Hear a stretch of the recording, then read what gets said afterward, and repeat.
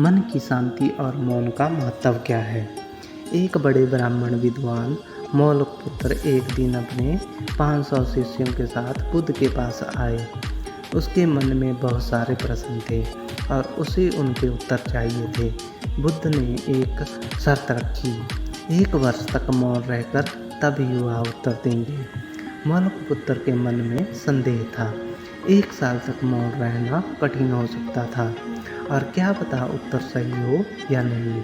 उसका एक शिष्य सारिपुत्र हंसते हुए बोला, तुम्हें इनकी बातों पर ध्यान नहीं देना चाहिए, ये धोखेबाज है।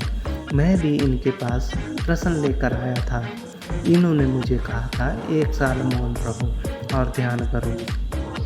इसके बाद मेरे मन से सवाल चला गया और इन्होंने मुझे कभी उत्तर नहीं दिया। बुद्ध ने समझाया, मैं अपने वचन पर खड़ा रहूँगा। अगर तुम पूछोगे तो मैं उत्तर दूँगा, अगर तुम पूछते ही नहीं तो मैं क्या कर सकता हूँ। 1 वर्ष बीता। मौलपुत्र ने ध्यान में पूरी तरह से खो दिया। भीतर की बातचीत समाप्त हो गई और उसके मन के प्रश्न भी समाप्त हो गए। उसका वर्ष का इंतजार खत्म हो गया। एक दिन बुद्ध ने कहा, आज तुम्हारे वर्ष का आखिरी दिन है। आज ही को 1 साल पहले तुम यहाँ आए थे और मैंने तुम्हें उत्तर देने का वचन दिया था। अब तुम प्रश्न पूछ सकते हो। मौलपुत्र हंसने लगे और उन्होंने कहा, तुमने मुझे भी धोखा दिया। वह सारिपुत्र सच कह रहा था। अब कोई प्रश्न ही नहीं बचा है मेरे पास, पूछने के लिए कुछ भी नहीं है। बुद्ध ने समझाया, प्रश्न के अभाव में समस्याओं का अस्तित्व नहीं होता। समस्या हमारे मन से होती है, हमारे विचारों से उत्पन्न होती है।